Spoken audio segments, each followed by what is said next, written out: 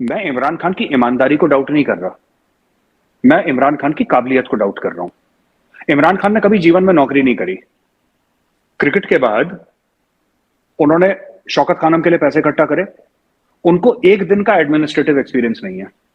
और आपने 25 या 22 करोड़ के मुल्क का उसको प्रधानमंत्री बना दिया कि ले बेटा, अब तू खेल, इससे सीख।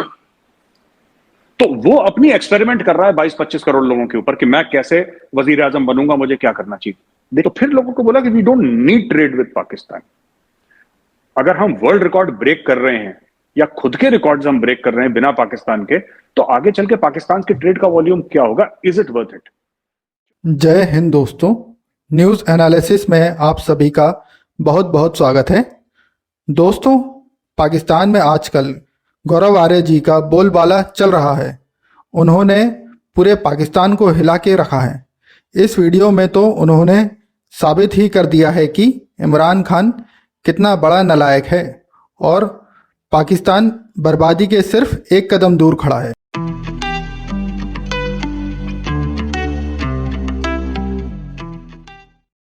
इंडिया को हर समय एक प्रॉब्लम रही है कि पाकिस्तान में बात किससे करें। अगर चलिए अमन की ही बात करनी है तो बात किससे करें? क्योंकि ऐसा कई बार हो चुका है। मतलब मैं सिर्फ एक एग्जांपल देके इस चीज को मैं खत्म नहीं करूंगा, लेकिन मैं ये बात बताऊंगा कि ये कई बार ऐसा हो चुका है कि जहां पे एक से बात करी और दूसरा डिसएग्री करता है, कुछ और हो जाता है। जब तक पाकिस्तान में और मैं सारा का सारा मलबा पाकिस्तान के दरवाजे के सामने नहीं रख रहा, इस पे इंडिया को भी काम करने की जरूरत है, ये बात तय है। ताली दोनों हाथों से बजती है। हम कहें किसी पाकिस्तानी सब कुछ कर ले तो दैट्स नॉट ट्रू। ऐसा होता नहीं है। लेकिन मैं एज एन इंडियन, इंडिया के पर्सपेक्टिव की बात, फिर मैं पाकिस्तान की तरफ से भी बात करता हूं कि नहीं, we have crossed all records of exports. जितना 75 साल में कभी नहीं हुआ था। We have crossed all records. IT के इतने और नॉन आईटी के इतने, इवन फूड ग्रेन्स के, ज्वेलरी के, इलेक्ट्रॉनिक आइटम्स के इतने उतने, दुनिया भर के जो हमारा ट्रेड वॉल्यूम है, जबरदस्त। Exports record breaking. तो फिर लोगों को बोला कि we don't need trade with Pakistan. अगर हम वर्ल्ड रिकॉर्ड ब्रेक कर रहे हैं या खुद के रिकॉर्ड्स हम ब्रेक कर रहे हैं बिना पाकिस्तान के, तो आगे चल के पाकिस्तान के ट्रेड का वॉल्यूम क्या होगा? Is it worth it? क्योंकि मैं आपको बताता हूं ऐसा क्यों सोचा। पाकिस्तान का ट्रेड का देखिए, 370-35 से कभी बहाल नहीं होगा, ऐसी उम्मीद पाकिस्तान में कुछ सियासतदान आलिया जी बेच रहे हैं। लिटरली वो मंजन या वो चूरन बेच रहे हैं कि एक दिन जब तक, और इमरान खान करीब 100 बार बोल चुके हैं, इमरान खान साहब, कि जब तक 370-35 से बहाल नहीं होगा हम इंडिया से बात नहीं करेंगे। अब ये जो स्टेटमेंट देखिए कि जब तक 370-35 से बहाल नहीं होगा हम भारत से बात नहीं करेंगे, ये इमरान खान, आप भी जानते हैं, इमरान खान कई बार स्टेटमेंट दे चुके हैं। You are very well aware. ये ऐसा इंप्रेशन देता है कि इंडिया रोज फोन कर रहा है कि खान साहब हमसे बात क्यों नहीं कर रहे, और खान साहब हमको कह रहे हैं कि जब तक तुम 370-35 से बहाल नहीं करोगे तब तक मैं तुमसे बात नहीं करूंगा। ट्रेड कोई दिक्कत नहीं। अगर कल इंडिया कहता है कि चाहे कुछ हो जाए, अब हमने करनी नहीं अगले 100 साल तक पाकिस्तान के साथ ट्रेड। आप देखिए पाकिस्तान में भी हाल क्या हो रहा है आलिया जी, की आपकी 70% या 60% इकोनॉमी जो है आपकी एग्रीकल्चर पर डिपेंडेंट है। आपकी अग्रेरियन इकोनॉमी है पाकिस्तान की ज्यादातर। इसके बावजूद भी Pakistan is a net importer of food grains.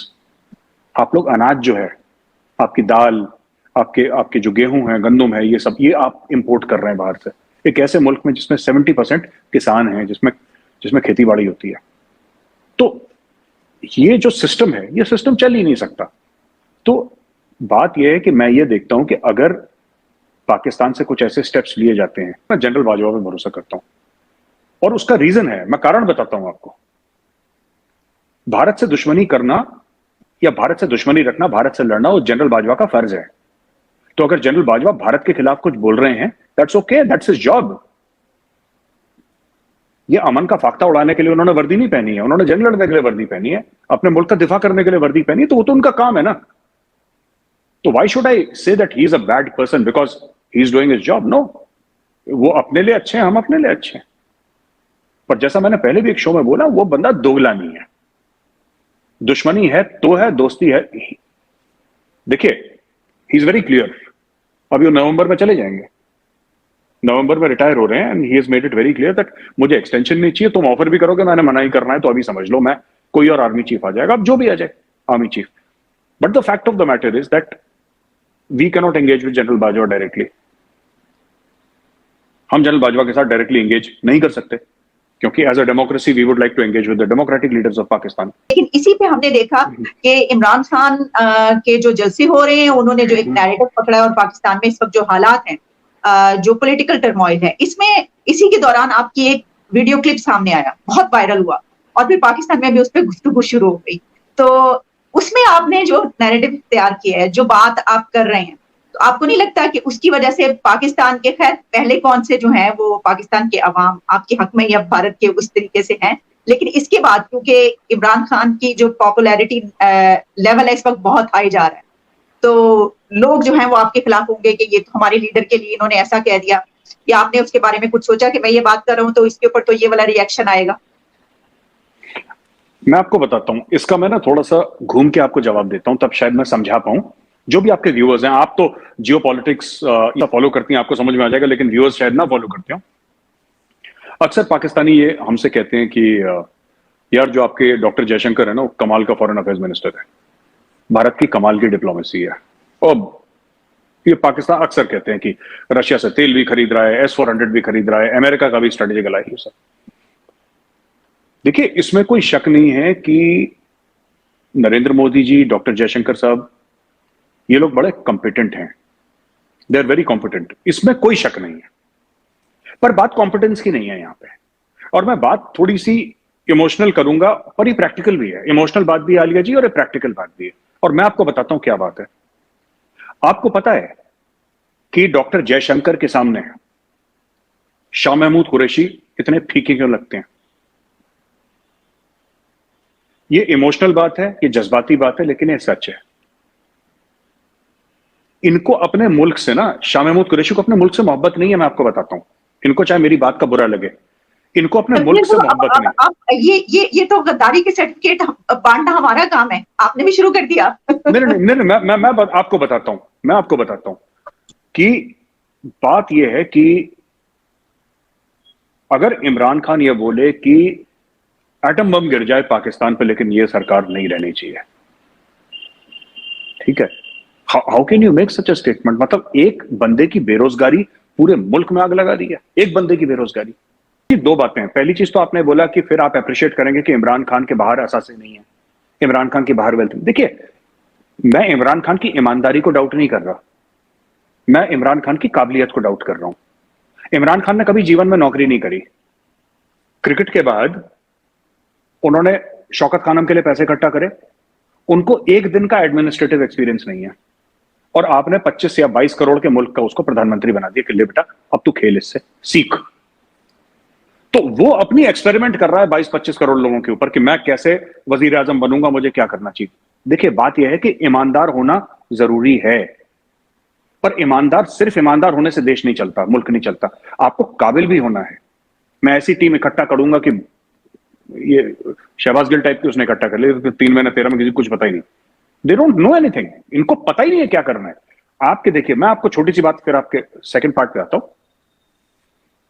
Alia जी, देखिए कि आपके 3 सबसे बड़े जो पैसे आते थे पाकिस्तान में, 3 लोगों से आते थे, 3 एरिया से आते थे। एक चीन से आता था, एक सऊदी अरब से आता था, और एक अमेरिका से आता था। अमेरिका को गाली दे दे के अमेरिका का भरता बना दिया खान साहब ने कि जहनी आजादी, ये वो, और उनके अफरीदी साहब पहुंच गए वहां पे कि यहाँ की तो खवातीन वही गलत हैं, और दुनिया भर के मॉरल लेक्चर देके अमेरिका से आ गए। आपने अमेरिका से रिश्ते खराब कर दिए। अमेरिका से डॉलर आए ना आए मुझे नहीं पता। अमेरिका मतलब सिर्फ अमेरिका नहीं, अमेरिका मतलब FATF, अमेरिका मतलब वर्ल्ड बैंक, अमेरिका मतलब IMF, ठीक है। दूसरी चीज, चाइना से पैसे। ट्रिब्यून आपका जो न्यूज़पेपर है, बड़ा मशहूर न्यूज़पेपर है पाकिस्तान का, ट्रिब्यून की रिपोर्ट मैंने पढ़ी कि 80% ऑफ CPEC बंद पड़ा हुआ है। 80% ऑफ CPEC। आपसे चाइना नाराज, चाइना पैसे वापस मांग रहा है, 2.5 या 3 अरब डॉलर चाइना को वापस देंगे। सऊदी अरेबिया से नाराजगी। तो आपने देखिए, इंडिया से नाराजगी मुझे समझ में आती है। चलिए, आपको अमेरिकन भी पसंद नहीं है, वो साजिशें करते हैं, बुरे लोग हैं, गंदे लोग हैं। चलो, यहूदी आपको वैसे ही नहीं पसंद, यहूदी बुरे हैं, सब मान लिया। और चीनियों को तो खुश रखते, सऊदीज को तो खुश रखते, वहां पे मक्का मदीना है, सऊदीज को तो खुश रखते, किसी को तो खुश रखते, कोई भी खुश नहीं है। और ये मैं पाकिस्तानी मीडिया को कोट कर रहा हूं। देखिए, दो तीन चीजें हैं। जब 71 में पाकिस्तान का जब दो टुकड़े हुए थे, ईस्ट पाकिस्तान बांग्लादेश बना था, इंडिया चाहता तो बांग्लादेश को, जो पाकिस्तान में कहते हैं ना लोग अखंड भारत के बारे में भारत बात करता है, इंडियन आर्मी थी बांग्लादेश में, लाखों की इंडियन फौज थी, और हमारे लिए बड़ा आसान था क्योंकि मुक्ति वाहिनी हमने बनाई थी। मुक्ति वाहिनी को पैसे हमने दिए थे, मुक्ति वाहिनी को हथियार हमने दिए थे, मुक्ति वाहिनी को ट्रेनिंग हमने दी थी। The Mukti Vahini was trained by the Indian army, it was trained by the research and analysis wing. Mukti Vahini को हमने जन्म दिया था, लेकिन वो जो जज्बात थे मुक्ति वाहिनी के दिल में, उसको जन्म हमने नहीं दिया। हमने हथियार दिए, लेकिन जो उंगली थी ट्रिगर पे वो बंगालियों की थी। हमारे रिलेशन बहुत अच्छे थे शेख मुजीबुर रहमान से, और उस वक्त अगर इंडिया चाहता तो शेख मुजीबुर रहमान से बात करके कि आप लोग ये करके किसी भी तरीके से इंडिया कोशिश कम से कम करता। मैं ये नहीं कह रहा कि इंडिया कामयाब हो जाता, मैं ये नहीं कह रहा, पर इंडिया कोशिश करता कि ये पार्टीशन में भी ये एरिया हमसे अलग हुआ था, ईस्ट पाकिस्तान बन गया था, हम इस पे कब्जा। इंडिया ने एक रुपए की कोशिश नहीं करी। इंडिया ने बोला ठीक है, अब हम लोग चलते हैं जी, राम राम, बाय। हमारी फौजें वहां से निकल गई, कुछ हफ्ते महीने के बाद जब भी निकलना था वो निकल गई। we left and we gave the keys of the kingdom to this thing। तो हमने देखे इंडिया में, मैं आपको बताता हूं कि एक और हमारी जो धार्मिक ग्रंथ है रामायण, उससे भी मैं आपको एग्जांपल देता हूं कि ऐसा क्यों। क्योंकि हमारा जो रिलीजन है वो भी हमें यही सिखाता है। जब प्रभु श्री राम ने रावण को हराया था लंका में, तो पूरी लंका खत्म हो गई थी, जो अब श्रीलंका बोलते हैं जिसको, तो वो खत्म हो गई थी। लेकिन जो रावण का छोटा भाई था विभीषण, उसको लंका का राजा बनाया और वो वापस आ गए, उन्होंने कब्जा नहीं करा लंका के ऊपर। तो ये जो पाकिस्तान में ये बात है कि भारत कब्जा कर लेगा, भारत की ऐसी कोई पॉलिसी नहीं है कि भारत किसी और मुल्क पे कब्जा करे, और हमारे लिए ज्यादा मुश्किल भी नहीं है।